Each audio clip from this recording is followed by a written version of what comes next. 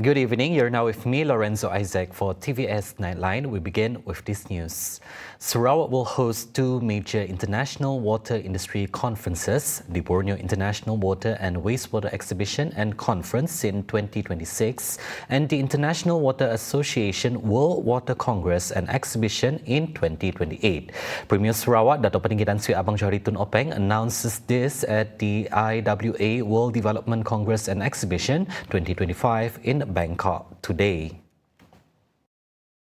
I am pleased to announce that Sarawak will be hosting two major international events, the Borneo International Water and Wastewater Exhibition and Conference, BIWWEC, in 2026, and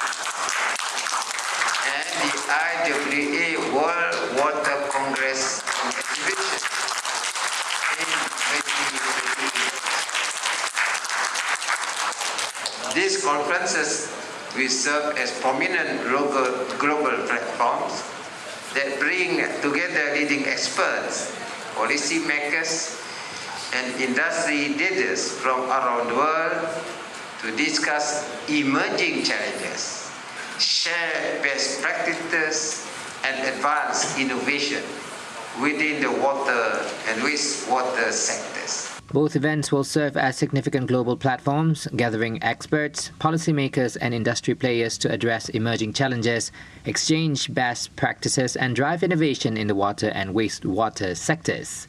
Abang Johari also extends an invitation to delegates and visitors to experience Kuching's cultural diversity, culinary offerings, and well-known Sarawak hospitality.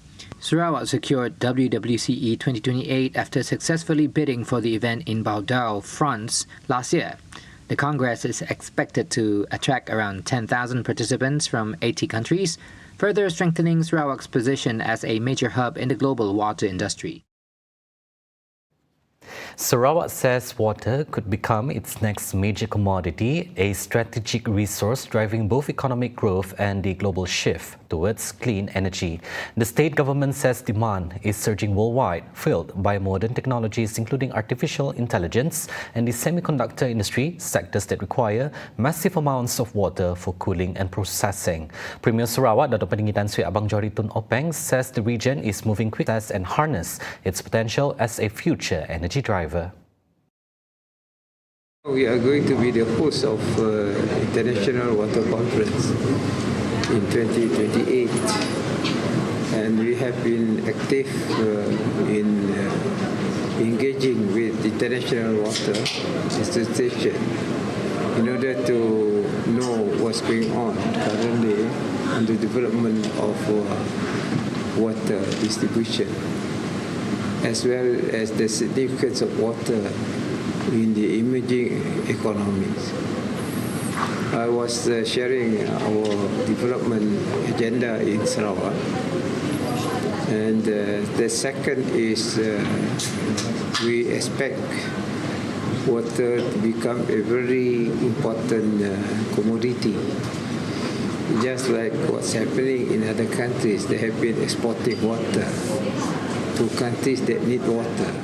Speaking to reporters after his keynote address at the International Waters Association's World Development Congress and Exhibition, IWDCE in Bangkok, the Premier says water is now central to Sarawak's long-term strategy, not just as a basic necessity, but as a resource that can power industry, support technology, and fuel clean energy innovation.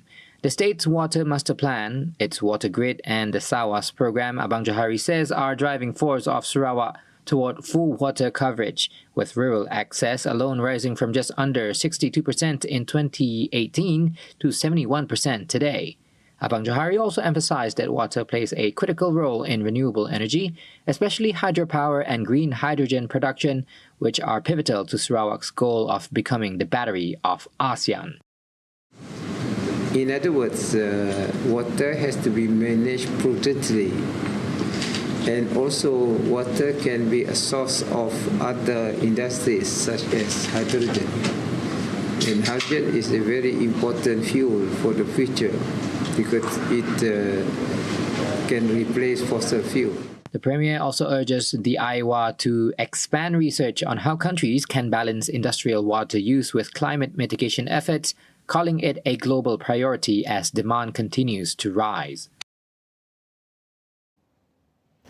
The Sarawak government is accelerating the development of a comprehensive master plan for water supply and the Sarawak water grid system.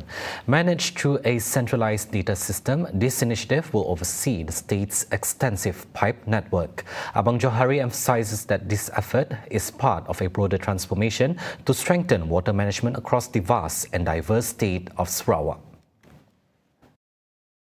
It takes time because, Sarawak has a vast area, and to establish water grid piping takes time.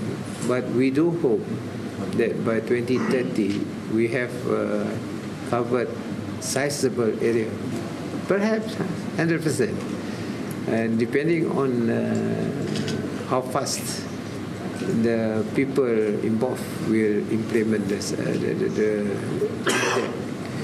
Especially the replacing the old pipes. And this pipe, the new pipe, will be stored in our main data system, so that if there are any problem in that particular grid, you can detect in our data, master data that we store. As part of the master plan, Sarawak plans to develop a water grid program from the south to the north of the state, along with the Sarawak Alternative Water Supply SAWAS program for communities without access to the grid infrastructure. The system will involve 2,800 kilometers of piping and 20 major water treatment plants, enhancing the reliability and resilience of the state's water supply system. Malaysia is eyeing 7 million visitors from China by next year, supported by expanded direct flight routes and the ongoing Malaysia Tourism Year campaign. The move comes as tourist arrivals from China have risen sharply, particularly after the introduction of reciprocal visa-free arrangements between the two countries. 因为我们跟马来西亚实行签证，互相免签以来哈，中国和马来西亚人员往来是大幅度的上升，预计今年中国来马来西亚游客，包括从事商务啊，包括文化交流的人数可能要超过500万，今年预计要超过500万。我看马来西亚在中国正在举办马来西亚旅游年活动，他们的目标是明年要再增加200万，要达到700万。哎呦，我目标还是非常高哈，非常高。Xing described the flight between the two cities as a bridge in the sky, not only shortening the physical distance, but also strengthening people-to-people ties. Further expansion of direct flights next year, he says, would foster greater exchange and collaboration between Shenzhen and Sarawak. Shenzhen is one of China's most dynamic and innovative metropolitan hubs, driving economic growth in the Greater Bay Area, including Guangdong, Hong Kong, and Macau. The city hosts global tech giants like Huawei, Tencent, and DJI. Kuching, the largest city in Sarawak, is the main gateway to Borneo, rich with cultural heritage, natural beauty, and warm local hospitality, making it a top destination for tourists.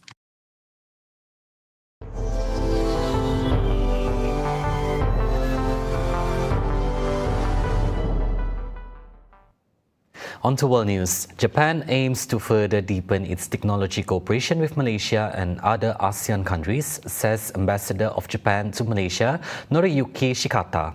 He quotes Prime Minister Sanae Takaichi, who announces that the Japan Growth Strategy comprises 17 priority areas in which Japan can step up cooperation with countries in the region. Among the 17 areas, he says, include technology-related industries, green transformation, and AI.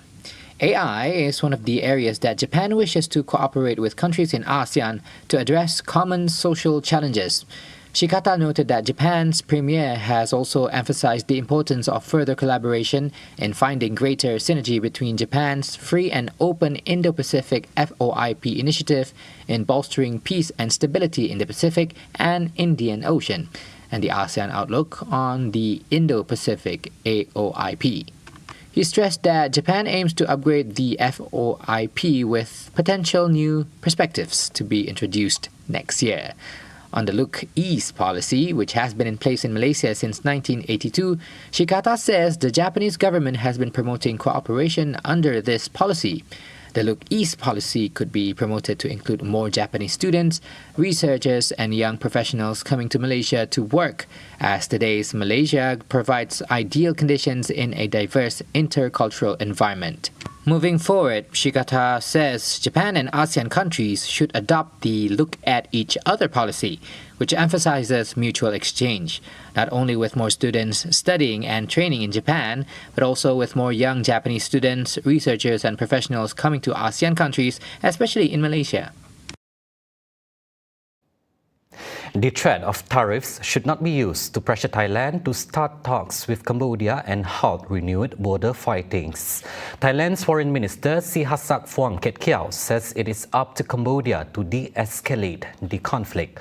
Hostilities reignite on Monday after weeks of simmering tensions, killing at least 12 people and forcing hundreds of thousands to flee border areas, with both nations accusing the other of firing the first shots. We don't think tariffs should be used to pressure Thailand to get back to the joint declaration, to get back to a dialogue process. No. I think the situation regarding Thailand and Cambodia has to be resolved on the basis of its own dynamics.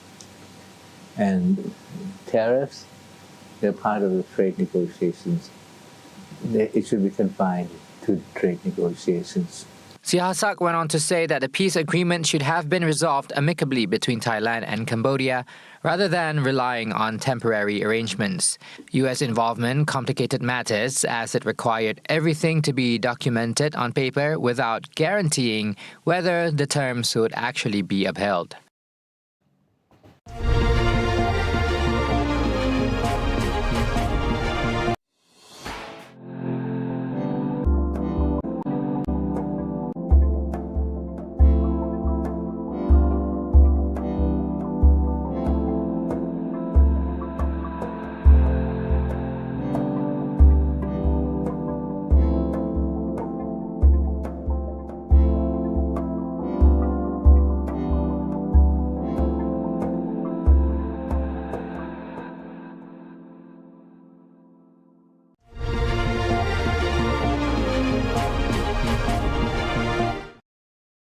Welcome back.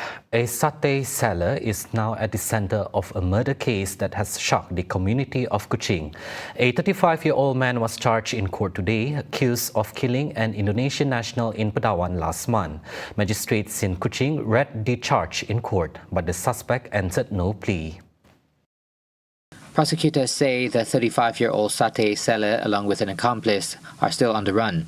The attack allegedly happened along Jalan Lumba Kuda, Penrissen Lama, between 1:47 and 2:37 in the morning of November 23rd.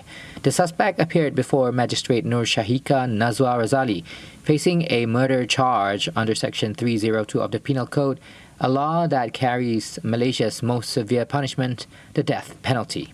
And if the court chooses not to impose that, the sentence could still be between 30 to 40 years in prison, plus no fewer than 12 strokes of the cane. Prosecutors told the court they're still waiting for the final autopsy report and asked for a new mention date. No bail was offered. The case will return to court on January 27th, and the accused is represented by defense lawyer Daniel Ling. Those were the updates on TVS Nightline. I'm Lorenzo Isaac. Thank you for watching and have a good night.